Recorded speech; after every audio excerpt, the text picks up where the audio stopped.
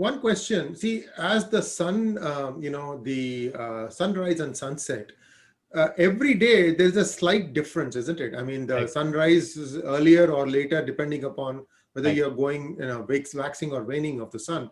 Now, what is the differential? 2 minutes, 3 minutes every day, 5 minutes? What is it? It's less than that. It's I put out a daily panchang. So this is one question which I happen to know the answer to. It is just about a minute or so. Some days it may be exactly the same. It's difficult to be absolutely precise with the seconds, you see. But certainly, if you actually look at the whatever the astronomy calculations are, it will be a few, I think 30 seconds or thereabouts. I mean, and so it depends on a lot of other factors, which I won't go into today. But the thing is, there is a slight difference in the sunrise and sunset, and that thing results in the shortening of the day and the so-called lengthening of the day, essentially. And if you look at this winter solstice, the shortest day of the year, right? So you're going basically from summer solstice. You have one point, you have winter solstice, another point, then you have vernal equinox, autumnal equinox, like that. So that we can cover in some other this thing. Sure, but I want to just point out winter solstice, and this is very important from the viewpoint of not just Bhishma Moksha, which is on the 4th day post winter solstice, and must occur according to that verse in Magha Masa, not at Magha star, but in Magha Masa, which is different, which is one of the mistakes which a lot of Indologists make. And then the other point I want to just establish is vernal equinox. There are 2 points in the year when the sun is exactly above the equator, day and night of equal length. And it is also 2 points in the sky where the ecliptic and the celestial equator will intersect. And the distance between the winter solstice and vernal equinox is 90 days. So this is just for our own viewers and all these people, because they will otherwise get really confused when I go to the next set of slides. So I'm going to start now with that Gautam Buddha's astronomy. And the current understanding of Gautam Buddha's date is that the Western Orientalists came across various inscriptions, and they were talking about dating Gautam Buddha from 2422 BC to 483 BC. And knowing the Western Indologists, what they did, as you can imagine, is that they ignored all of them, all these 2422 and 1807, and ignored all that, ignored all the epigraphic evidence, and they settled on the records just from Sri Lanka. And that too from one place only. And they dated the Buddha to 483 BC. And that stood for a long time. Nobody really wanted to challenge that until the 2013, where I think the Nepalese government now officially says 600 or 700 BC, whatever it is. And that date was based on evidence from, again, this is, very sketchy stuff, epigraphic evidence of Maurya, identification of Sandracortes as Chandragupta, and then Ashoka's coronation, the assumption again took place 218 years after Gautam Buddha. I mean, these are all, very, very heavily controversial points and assumptions, they're assumption on assumption actually. I won't go into these because the thing is, otherwise the entire session will go in only on the assumptions. And they've been questioned by scholars for a long, long time. But the problem is the archaeology wasn't really, fitting, and astronomy was also a problem. And of course, now what has happened, that status quo persisted for a long time until 2013. And an earthquake occurred in the Orientalist world in 2013 when archaeologists found that the temple of Lumbini had certain areas around the Buddha's marker stone, which were far more antiquated than should have been. And that is more than a century older, at least, than previously imagined. And I will simply say over here that at the risk of sort of being overstating the point, is that what I want to say is the scientists themselves don't want to rock the boat too much, is what I think. This is just my personal opinion. And I think that that date which they have mentioned, if you actually go back and look at the paper itself, then the radiocarbon and OSL samples are showing that the site is older, even older, much older, and going back to, I think, 1500, 1300 BC, or even earlier than that, right? So and plus, radiocarbon is, there's always plus or minus so many years, so 200, 300 years, there's always that sort of thing. Again, I haven't put that over here. Maybe in one of the future things, maybe in a future film, I might be able to do that. Might get some of these people on camera. And based on all this, can we use astronomy to fix the date? See, Gautam Buddha spent the last 3 months of his life at Shrevashti, which is, I think, one of the places quite close to Balrampur, if I remember right. He took Mahaparinirvana at the age of 80 years. This much we know. And it is worthwhile mentioning Sengupta's work in this, because Sengupta actually did a lot of work on this. Unfortunately, he didn't arrive at the right conclusion because in those years, nobody was really thinking about, going back that far for various reasons, right? There's a colonialist and post-colonial mentality which was prevailing. Kolkata University, 1940s, Sengupta took the use of the Buddhist text Samyutta Nikaya, but he only interrogated 483 and 544 BC dates. And he settled for 544 BC despite the fact there's no fit. There's no fit. And we will show that both of these have no chance of a snowflake in hell of fitting the date which is provided. At the risk of blaspheming over here, because I'm mentioning hell and heaven in a place where probably there is no hell and heaven at all. But anyway, so this is the interesting thing. These are scriptures, Samyutta Nikaya, and I point people who want a greater, the original verses, etc., who want all that, to please go to my book on the Mahabharata, the first book which I've got, which is on academia. If you go on Twitter and just type in Mahabharata book 3067 BC, or ask somebody, they will point you to the place, or go to my website, which is one of the blogs, rather, astronomyofindia.wordpress.com, and you will be able to get to the link. Now, what we are using is basically, there are certain suttas or sutras, basically, of the Samyutta Nikaya. And we are using, first of all, we are using Sutta 1 and then 9 and 10 of these things. And these two suttas consist of 3 verses each and are based on when the Buddha was at Shrevashti. And Sutta 9 shows the moon calling out for help to the Buddha when seized by Rahu. And Buddha, of course, is supposed to free the moon through his compassion. The next Sutta 10 shows the sun calling out for help to the Buddha when seized by Rahu. And Buddha, of course, frees the sun through his compassion. And now this is very interesting. So what does this indicate? What are the celestial events which the verses are referring to? So the Sutta 9 is a lunar eclipse. Sutta 10 is a solar eclipse. You see, quite clearly. And the sequence is therefore a lunar eclipse followed by a solar eclipse. And is that all? Because lunar eclipse and then solar eclipse is such a common thing, So is that all?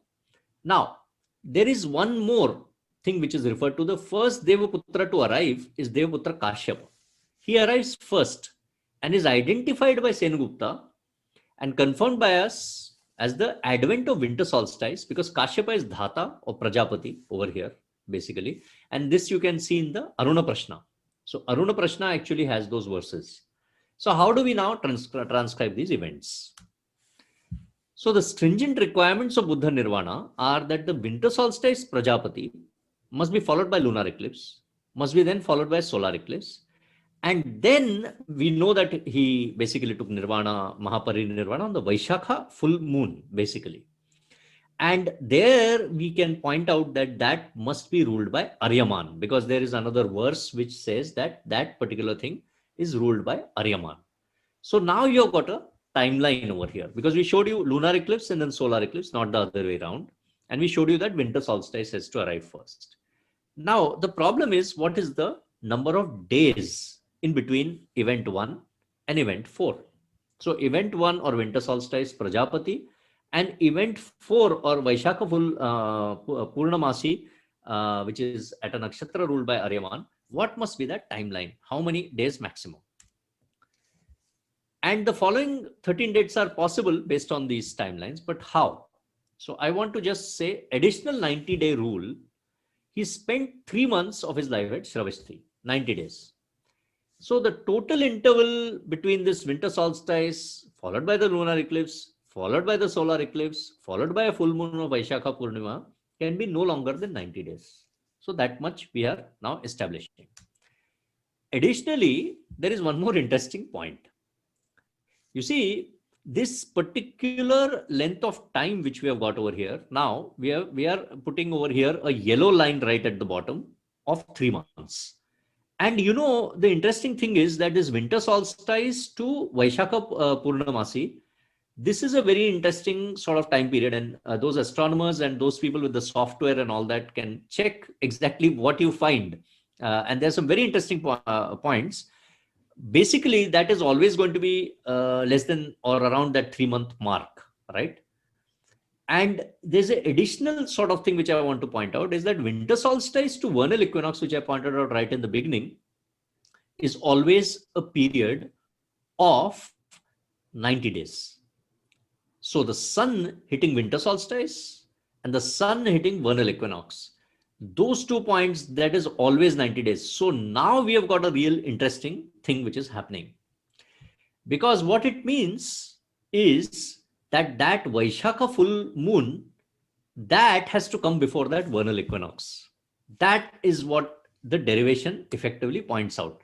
So because of winter solstice to vernal equinox rule, and because we know that the last 3 months of his life at Shravasti was there, and his arrival was before winter solstice, the length between winter solstice and vernal equinox is also less than 90 days. So Nirvana must be prior to the vernal equinox. That is the whole problem now. And this is a very interesting thing because this points something very, very interesting out to us. He must see the Vaishakha Purnima. And therefore, because he's going on Vaishakha Purnima, so Vaishakha Purnima must be prior to the vernal equinox. That is the problem now, which is being faced. Whenever somebody says we are going for 400 or 500 or 600 BCE date for Buddha, now they land up in a very interesting situation. And I want to show you the software. And maybe if you get a chance, I'll open Redshift also and show you. So here is now what we have got. The Buddha Nirvana right at the bottom over there, the big arrow, that basically is on that Vaishakha Purnamasi, and the vernal equinox is got to arrive after that. You see, that's the problem now. That's a very serious limitation which is going to be imposed, a stringent and rigid criteria. And let's see now what this does for for astronomy and for the chronology of epics. So we just said that. Now, where must the sun be positioned, therefore? Now, the problem is that the sun should be near Bharani or past Bharani towards Kritika at the vernal equinox. And this happens because of peculiar, because of precession of the equinoxes. It means that later than 1000 BCE, the vernal equinox sun is near Ashwini, which is around 3 degrees away from Ashwini, which is from 0 to 13 degrees 20 of Aries, basically. And it must be moving towards Revati Nakshatra in the opposite direction. So that is the problem. That vernal equinox sun is near Ashwini. It's only 3 degrees away from Ashwini, in Bharani, no doubt, but moving towards Revati Nakshatra in the opposite direction in that 1000 BCE time frame. And I'll show you exactly in a moment how it is. Now, let me show you.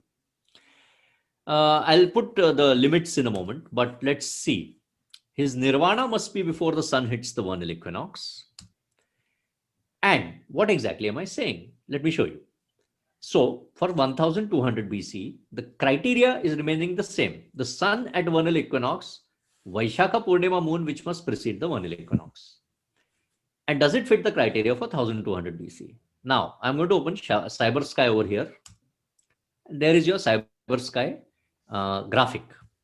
And I want all the viewers to go to the left-hand side of the screen and see 1st of April, 1200 BCE, vernal equinox, 1200 BCE, right?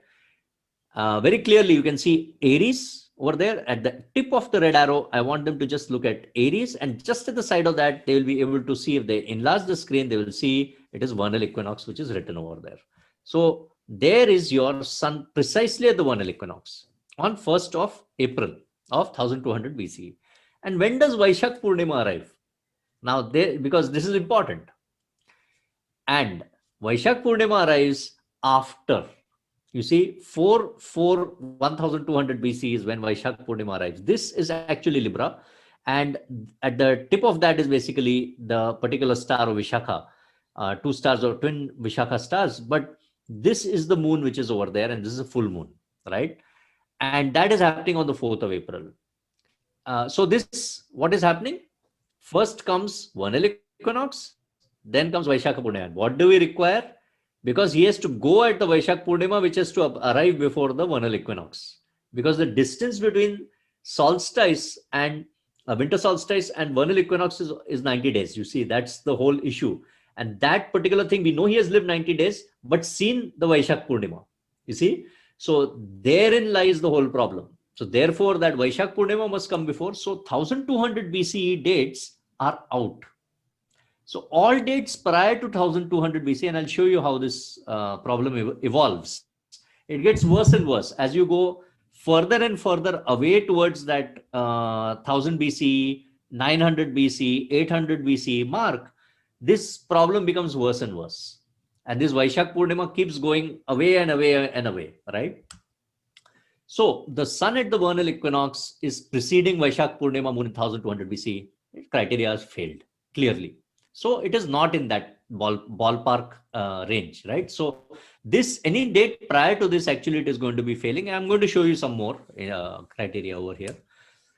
Now let's go to 2200 BC.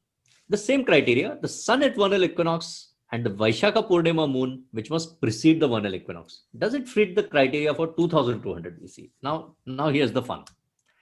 Now, if viewers just look at the left-hand side of the screen, you'll see 21st of March 2200 BC. The Cyber Sky gives BC and AD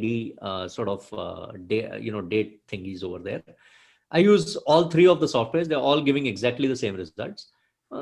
Give or take an hour or so here and there occasionally for the moon, basically. So Vaishakha Purnima, at the tip of the red arrow, you will see the full moon over there. Just perfect Vaishakha Purnima, because I want to show you, I want to show all the viewers graphically what is happening, right? Because it should not be that they think, well, he's just telling Vaishakha Purnima, and actually where is that Purnima? It is somewhere else. So here is the Vaishakha Purnima very clearly. And it is 21st of March of 2200 BC, right? Now you look at the vernal equinox, and you will see at the tip of that red arrow, you will see that there is Taurus, you see, and there is your vernal equinox, right? And your sun is basically, so your sun is, because of precession of equinoxes, it is going towards the Bharani Kritika. So it is going away from, rather it is going towards where we want, essentially, right? And are we fulfilling the criteria? Let me go back to the previous slide. Vaishak Purnima, 21st of March 2200 BC. And here we have sun at vernal equinox. So the Vaishak Purnima precedes the vernal equinox. And now we are starting to get towards the right kind of dates. So what am I establishing over here? I'm saying that the Vaishak Purnima moon precedes the vernal equinox, sun as required, the criteria is passed. So the date range we have got is from 2200 BC to 1200 BC, basically. Nevertheless, we have, what we have done is we have taken, all the, so here is your date limit, which I have said. It becomes impossible later than 1000 BC, And one more thing which I want to just say is that the possible following 13 dates are present. And that is 1807 BC, because this winter solstice followed by lunar eclipse, followed by solar eclipse, followed by full moon of Vaishakha has to be fulfilled exactly, right? And which are the years happen. Does it make sense, Shriji? Yes. No, I'm totally in. So essentially what you're trying to do is you're drilling down the variations and then trying to bring down to the one date that will satisfy all the conditions. I'm totally in. Go ahead. So this is very interesting, you see, very, very interesting. And in this particular thing, in this 13 dates, I haven't taken that vernal equinox thing into consideration at the moment, okay? I'm giving it sort of a free sort of a range, because just in case people say, no, Pandit, you must not do that, and you must only take, that looks very difficult criteria. Why should we take that sort of thing?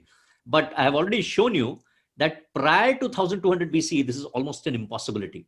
So effectively, the 1138, 1119 BC, 1062 BC, 1007 BC, the last 7 dates are effectively gone. Ruled out. Ruled out actually. But still, what we are doing is, because a lot of people like to have a look, So what I've done is I've taken all the dates into consideration, and essentially now I'm going to show you just a little bit more.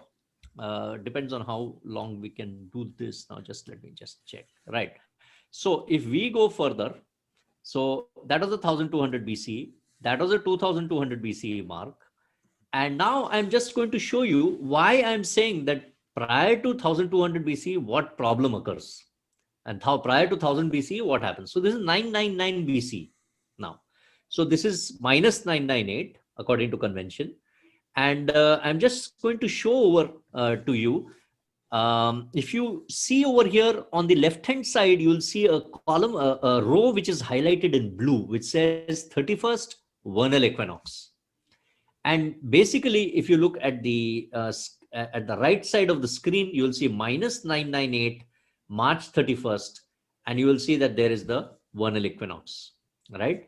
And so vernal equinox is March 31st over here.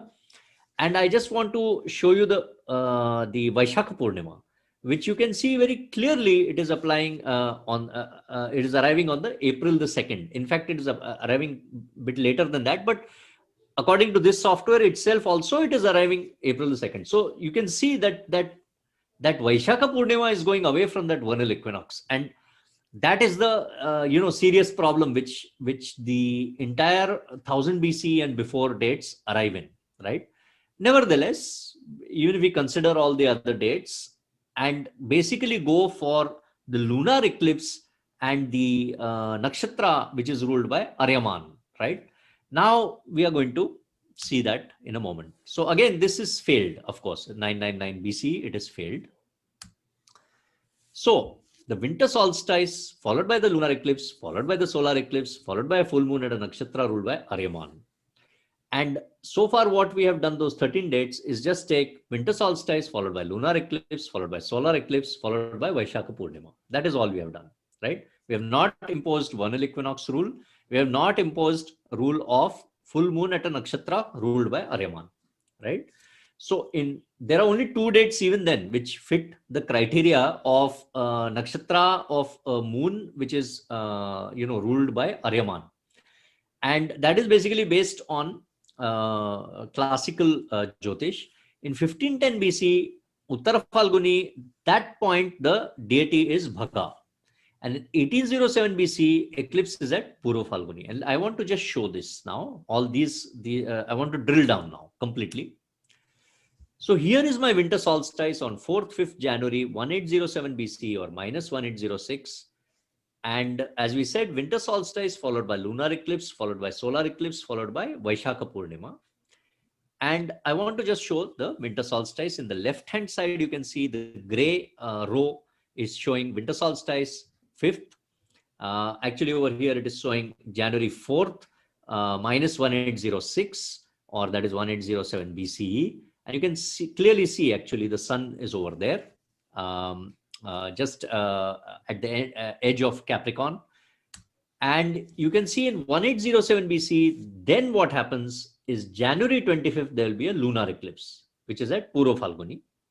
And I want to just show that it is showing very clearly. You see this minus 1806. If you look into the gray column over here, on the right hand side of the screen where it says Sky Diary, just below that you will see the gray column which says partial eclipse minus 1806 Jan 25th. Anyway, it is at Jan 25th 1807 BCE. That is your lunar eclipse, and that is at PURVAPHALGUNI. Then comes the solar eclipse of February 10th, which is 1807 BCE. And again, I want to point out over here, minus 1806, February 10th, total eclipse actually of the sun, which is occurring over here. You can see very clearly. Again, on the right-hand side of the screen, you can see the graphic called Sky Diary. And in that, if you look, it is showing this. Now, what you are going to get is the Vaishakh Purnima. And the Vaishakh Purnima, you can see very clearly, is 26th full moon over there, it says. And you can see very clearly, actually, March 26 minus 1806. On the right-hand side of your screen, you will actually see the full moon, which is there. Very clearly, it is showing it. I mean, I can demonstrate it on, umpteen number of softwares. If we get a chance, I will do it in a second. So what have I shown so far? Winter solstice, 4th, 5th January, January 25th, lunar eclipse, PURVAPHALGUNI, solar eclipse, February 10, 1807 BCE, and Vaishakh Purnima, 26, 27 March, 1807 BCE. And so depending on, so the older versions of software used to show 27th of March, but the newer versions, which are more accurate, are showing 26th of March of 1807 BCE. And that is that Vaishakh Purnima. So this particular Vaishakh Purnima is the date of Nirvana of Buddha, which is so Julian calendar, 26th of March, 1807 BCE, or minus 1806, if they like. So this is actually comprehensively proving that there is no possibility that this date can occur prior to 1200, occur later to 1200 BC. So the date cannot occur later than 1200 BC, and it must occur only on this point. Is this criteria or astronomy criteria fulfilled? And this fits in perfectly with the Mahabharata calendar date of 3067 BC, along with the chronology of kings also, that 1150 years from there to Gautam Buddha, and it fits in very, very well with the date of the Adi Shankaracharya. So it fits in perfectly. There is no controversy. That means there is one more thing, that the Buddha must be born around 1887 BCE or thereabouts, 1886 or 1887 BCE, effectively.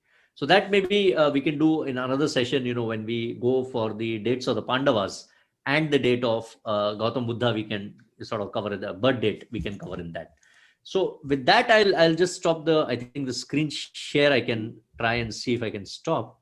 Right. Well, it's fascinating to see all these things. And the most important thing is you've looked at the sufficient conditions and the necessary conditions, and you have found the date that satisfies all these things. And I think we would now perhaps let it soak in for the viewers and then see what kind of comments they have. I'm sure some experts are going to take a look at it and chime in with some questions on what about this, what about that. But I think you've made a compelling case for the dates. And see, there's only one way that all these things have to be strung together. And we know a lot of things from just, the fact that Buddhism was threatening to take over the whole of India, and that Adi Shankara had to go back and try to work on reviving Hinduism, because I think he felt that Buddhism said, desire is a cause of all sorrow, and therefore people stopped fighting, and that kind of makes India exposed to external threats. So these things are there. Also, I want to give you a slightly unrelated data point here, is if you understand the scriptures in the Konark temple, there again mention is made as to why people need to take up arms, otherwise the country will be in danger. There are inscriptions in Konark temple, what little is left there, and this I got it from a guide who was extremely well informed, I must say. Sometimes you get guides who don't really know a lot of stuff, and then therefore you don't feel that feeling of history as you absorb. If there's a good archaeologist guide that can help you with understanding it, it leaves an indelible impression for the ages. So that's how I felt. So there are lots of things here. Everything is getting pulled together. We have to say that when somebody dated these things 100 years ago, they did not have the benefit of the lot of scientific advancement that we now have. So Manishji, this is fascinating, absolutely fantastic. So I don't know if we're going to be able to do it in 1 or 2 sessions, but we will figure it out, and then I'll keep you posted. And viewers, such a treat in terms of like looking down memory lane, walking down memory lane to understand where our culture stood, where all our history markers are, and who knows, in the Brahmand, that you can go back and start dating the Dashavatara also, when Matsyavatara happened, when Kurmavatara happened, and so on. I'm hopeful that you have time, you have the energy. Now I'm giving you a new challenge, but see, this is how you can prove that Sanatana Dharma is eternal. Sanatana is eternal, and so this is where this starts trumping everything else. I mean, you take Christianity. Can anyone prove that Jesus was actually born somewhere? Whereas Ramayana, Mahabharata, we have proof. We have proof in more than one way, and yet people don't want to accept it. So I see this as a hypocrisy. So, but this is all again ignorance. We are shining the torchlight. We are putting a spotlight and saying, look at this data, look at this data. And I'm sure somewhere, sometime, the world will turn around and understand and accept our point of view. Manish Pandit ji, it was truly a fascinating session. And I say this from the bottom of my heart. And I'm sure our viewers will agree with when they see this thing. Once again, thank you, namaskar, and we'll be back with more such interesting conversations. Jai Shri Ram, sir. Thank you very much. So,